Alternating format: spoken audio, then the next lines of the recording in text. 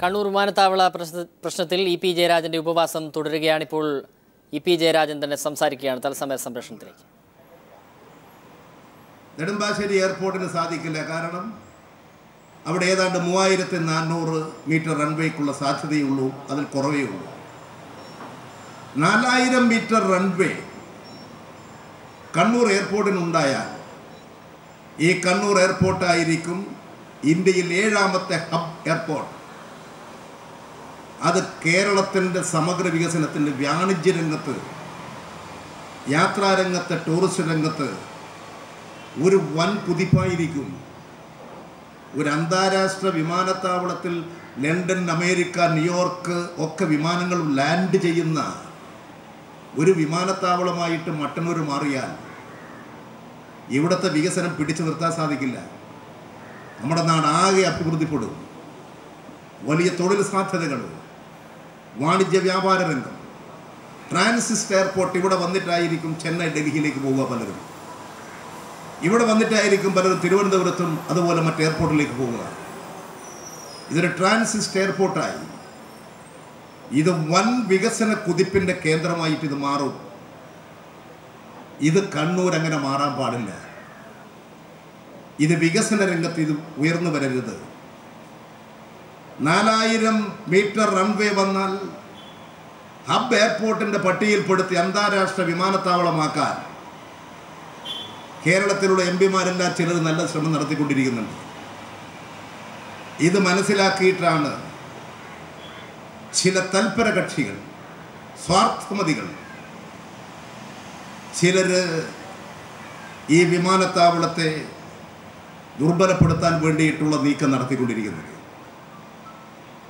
ഇവിടെ ഇപ്പോൾ തന്നെ 2000 ഏക്കർ ഭൂമി, 2000-ലധികം ഏക്കർ ഭൂമി ഏറ്റെടുത്ത് കഴിഞ്ഞിട്ടുണ്ട്.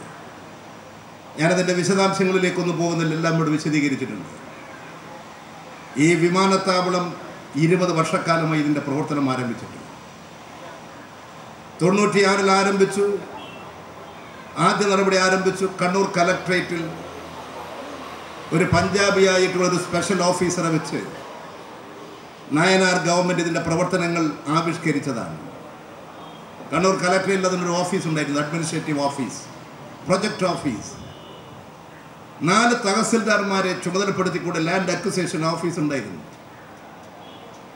നയനാർ ഗവൺമെൻറ് മാറി UDF അധികാരത്തിൽ വന്നപ്പോൾ കണ്ണൂർ കലക്ട്രേറ്റിലെ സർദാർജിയെ തിരിച്ചയച്ചു. ഒരു പഞ്ചാബിയാണ്, സിഖുകാരനായിരുന്നു, സ്പെഷ്യൽ ഓഫീസർ. അദ്ദേഹത്തെ തിരിച്ചയച്ചു.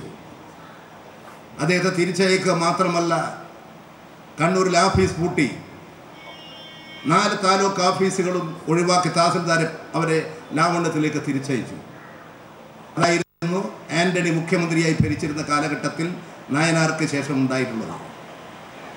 വീണ്ടും ഇടതുപക്ഷ ഗവൺമെൻറ് വന്നപ്പോഴാണ് അതിന് ജീവൻ വന്നത്. ഞാനിതൊന്നും ഒരു രാഷ്ട്രീയ ചേരിതിരിവുണ്ടാക്കിയെടുക്കാൻ വേണ്ടി പറയുന്നതല്ല. എല്ലാ കാലത്തും ഇടതുപക്ഷം നാടിൻ്റെ സമഗ്ര പുരോഗതിക്ക് താല്പര്യമെടുത്ത് പ്രവർത്തിച്ചിട്ടുണ്ട്. ഇപ്പോൾ നമ്മുടെ നാടിൻ്റെ സമഗ്ര വികസനത്തിനുള്ള സാധ്യതകളെ പരിമിതപ്പെടുത്തി